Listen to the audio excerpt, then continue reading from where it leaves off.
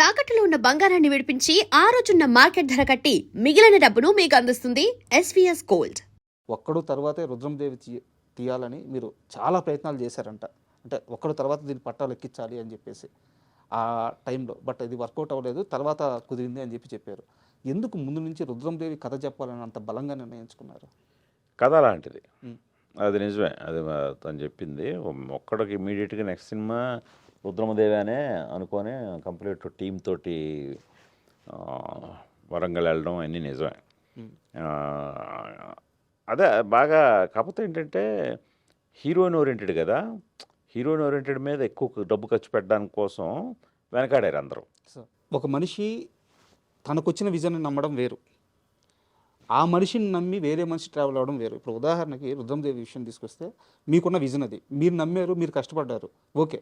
But మిమ్మల్ని నమ్మి అనుష్క గారు ఆ రేంజ్ కష్టం. అంటే ఈ మధ్య నేను శివ రిలీజ్ అప్పుడు చంద్ర గారిని, శివ సంబంధించిన బ్యాచ్ మేకప్ మ్యాన్ చంద్ర గారిని అందరిని ఇంటర్వ్యూలు చేశాను అనమాట.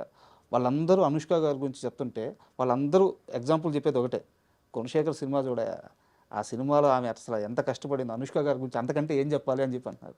సో అనుష్క గారితో మీ ట్రావెలింగ్ ఆ సినిమా అప్పుడు ఎలా ఉండింది? అదే చాలా. ఇప్పుడు అదే మా నీలిమ కూడా అంటుంటుంది అప్పుడప్పుడు ఈ ప్రమోషన్స్ జరుగుతుంటే, ఆవిడ అలా రూమ్లో కూర్చుని ఉండేది. రోజుకి ఒక 10-15 ఇంటర్వ్యూలు, అసలు మామూలుగా కాదు. ఎక్కడికి వెళ్ళాలన్నా ఎవరిని కాదనేది కాదు. సో చాలా ఓపిక్గా. ఇప్పుడు ఉన్న వాళ్ళకి అసలు ఓపికే లేదు. వాళ్ళు ఒక 2 ఇంటర్వ్యూలకే అలసిపోయి బాబోయ్ ట్రైన్ అయిపోయాం, మళ్ళీ నెక్స్ట్ పెట్టండి అని వెళ్ళిపోతున్నారు. సో ఆవిడని చూసి మొన్నే గుర్తు తెచ్చుకున్నాం. ఏమి విగరస్గా ఆవిడ, మాకు బ్యాటరీ డౌన్ అయిపోయేది కానీ ఆవిడకి అయ్యేది కాదు. సో ప్రమోషన్స్ విషయానికి వస్తే ఇంకా సినిమాలో అయితే చాలా కష్టపడ్డారు ఆవిడ. చాలా హార్స్ రైడింగ్ నేర్చుకున్నారు, కత్తి యుద్ధం. ఆ కత్తి తిప్పి ఆవిడకి ఇక్కడ ప్రాబ్లం కూడా వచ్చేసింది, ఈ ఎముక. అలాగే ఏనుగు మీద కూర్చొని ఏనుగు మీద కూర్చోవటం మనకు చాలా అందంగా కనబడుతుంది, చాలా చక్కగా రాజసంగా సరదా తీరిపోద్ది, బ్యాక్ బోన్ మొత్తం ఇదైపోద్ది. సో అది కానీ, అలాగే గుర్రం మీద కూర్చొని స్వారీ చేస్తుంటే ఇవన్నీ కూడా చాలా కొట్టుపోతాయండి. అలాంటిది మనకి వారియర్ క్వీన్ అని మనం ఊహించేసి ఏదో షూటింగ్ చేసేస్తాం, కానీ చాలా కష్టం ఆ క్యారెక్టర్ని చేయటం. ఆవిడ అంత కష్టపడ్డారు ఆవిడ. అది నిజంగానే ఇంకొక హీరోయిన్ అయితే సగంలోనే దండం పెట్టేసి ఉండేవారు, బాబోయ్ మా వల్ల కాదు, మీరు డూపుతో తీసుకోండి అని. సార్ నా దగ్గర ఒక సీరియస్ క్వశ్చన్ ఉంది, మీరు చెప్పగలిగితే చెప్పండి, స్కిప్ చేద్దామని స్కిప్ చేసేద్దాం. మన కథ, మనకు తెలియాల్సిన కథ, మన చరిత్ర, రుద్రమదేవి కథ మీరు భుజాలకు ఎత్తుకున్నప్పుడు, షూటింగ్ నడిపిస్తున్నప్పుడు గుణశేఖర్ అయిపోయాడు, గుణశేఖర్ ఇంక ఇండస్ట్రీ వదిలి వెళ్ళిపోతాడు, గుణశేఖర్కి పిచ్చి బట్టి ఈ సినిమాని ఎత్తుకెక్కున్నాడు, ఇవన్నీ ఇండస్ట్రీలో నడిచినాయి, మీరు విన్నారు, మీ దాకా వచ్చినాయి. వాటన్నిటిని దాటుకొని ముందుకెళ్ళే మొండి ధైర్యం ఎందుకు వచ్చింది? కదా రుద్రమదేవి అనే చరిత్ర ఎంత ఇన్స్పైరింగ్ ఉంది. మరి ఈ రోజున ఆ సినిమా నేను నిర్మాతను కాబట్టి టేబుల్ ప్రాఫిట్ మిగలలేదు, కానీ ఇంకో నిర్మాత అయితే టేబుల్ ప్రాఫిట్ మిగిలేది. మరి ఆ రోజున నాకు బినామీలు కూడా ఎవరు లేరు, నేను ఒక్కడే సోల్ ప్రొడ్యూసర్లు. సో అలాంటిది రిలీజ్ టైంకి no loss no profit, break ఈవెన్లో రిలీజ్ అయింది. అది దాన్ని మించిన సక్సెస్ ఏముంది? ఆ సక్సెస్ని ఏం తెచ్చిపెట్టింది? రుద్రమదేవి కథ, అనుష్క, మా అందరి శ్రమ. సో ఇది నమ్మాను నేను. ఇది ముందు నుంచి చూశాను కాబట్టే నేను అనుకున్న రిజల్ట్ సాధించాను. నాకు మీరు అన్నట్టు కరెక్టే, చాలామంది చాలా రకాలుగా కమెంట్లు చేస్తారు. ఆ కమెంట్లు చేసేవాళ్ళని కూడా మనమేం తిట్టుకోని అవసరం లేదు. అవతల వాళ్ళ స్థానంలో ఉంటే నేను కూడా తిట్టుకునేవాడినేమో వాళ్ళని, పిచ్చా ఏంటి ఈ సినిమా అని చెప్పి. బట్ అది చేసేవాడికి తెలుస్తుంది.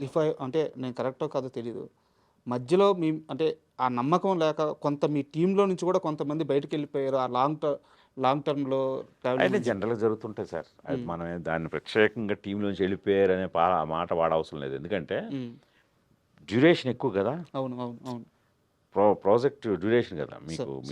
మీకు ఏ హిస్టారికల్ ఇలాంటివి తీసుకున్నా స్టార్టింగ్ ఉన్నప్పుడు టీము ఎండకు ఉండరు, ఎందుకంటే వాళ్ళకి వేరే కమిట్మెంట్స్ ఉంటాయి, వేరే సినిమాలు మనం కూడా ఇది అనుకున్న ప్లాన్లో అయిపోయి సార్. అనుకున్న ప్లాన్లో అయిపోతే ఉంటారు పాపం. అంత కథ చెప్పడం కష్టం కదా. సో అందుకని ఒక 1 ఇయర్ అని మొదలెడతాం, అది 2-3 ఇయర్స్ పెట్టేసరికి సహజంగా వెళ్ళిపోతారు కదా.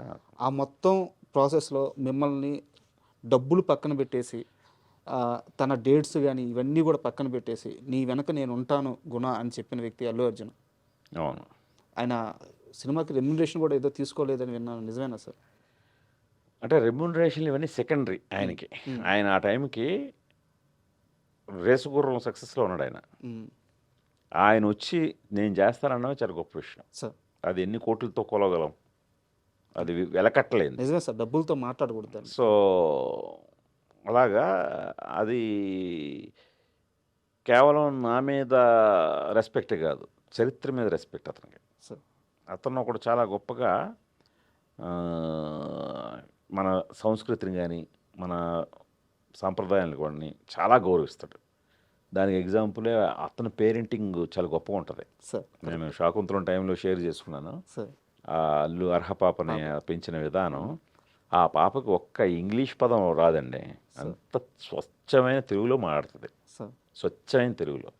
ఈ రోజుల్లో ఎక్కడైనా విన్నారా? కష్టం సార్. అది బన్నీను స్నేహ గారి పెంపకం అలా ఉంటుంది. ఆ పాప వెరీ వెల్ డిసిప్లిన్డ్. పద్యాలు ఏం చెప్తుంటారు సార్ స్టేజ్ మీద కానీ. సో అలాగా చరిత్ర మీద కూడా ఉన్న రెస్పెక్ట్ తోటి వచ్చి గౌనగన్నారెడ్డి చేశాడు. సూపర్. అండ్ ఇంటర్వ్యూకి వస్తున్నానంటే మీ ఏడీలో ఒక ఏడీతో మాట్లాడా, మీరు పేరు అడగొద్దు, వాళ్ళకి షెంటింగ్ పడిపోద్ది నాకు తెలుసు. ఏం సార్ అసలు నిద్రపోవట్లేదు అంటే మీరు? నిద్రపోవడం అనేది చాలా తక్కువ అంటే నిద్రపోవడం. అవును, మామూలుగా అయితేనే చాలా తక్కువ. ఎందువల్ల సార్? మీకు డైరెక్టర్ అనే చైర్లో వచ్చి కూర్చోండి, మీకే తెలుస్తుంది. నేనే కాదు, ఏ డైరెక్టర్ ప్రశాంతంగా నిద్రపోతాడో చెప్పండి.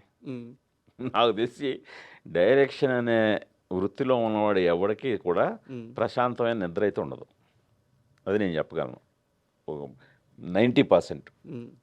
అది అందువల్ల ఇది నా ఒక్కడే ఇదే కాదు, డైరెక్షన్ అనేది అంత బాధ్యతతో కూడుకున్న వ్యవహారం. ఎంతమందిని సమాధానపరచాలి, ఎంతమందిని ఎన్ని లాజిక్స్ని మనం అడ్రస్ చేయాలి, అదొక పెద్ద యజ్ఞం అండి మీకు.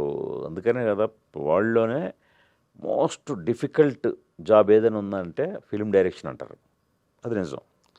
ఏడీస్కి ఒక టైం చెప్తారంట, యూనిట్కి ఒక టైం చెప్తారంట, వాళ్ళందరికంటే ముందే వెళ్ళి కూర్చుంటారంట.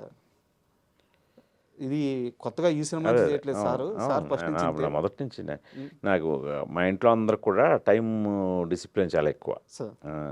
ఎందుకంటే ఇప్పుడు 7 గంటల కాల్ షీట్ అంటే నేను వీలైతే 6:30కే ఉంటాను. నేను 6:30కే ఉండి అక్కడ అన్ని అరేంజ్మెంట్స్ చూడటమే కాకుండా అక్కడ ఏమైనా ఇంకా బెటర్మెంట్ చేయొచ్చా.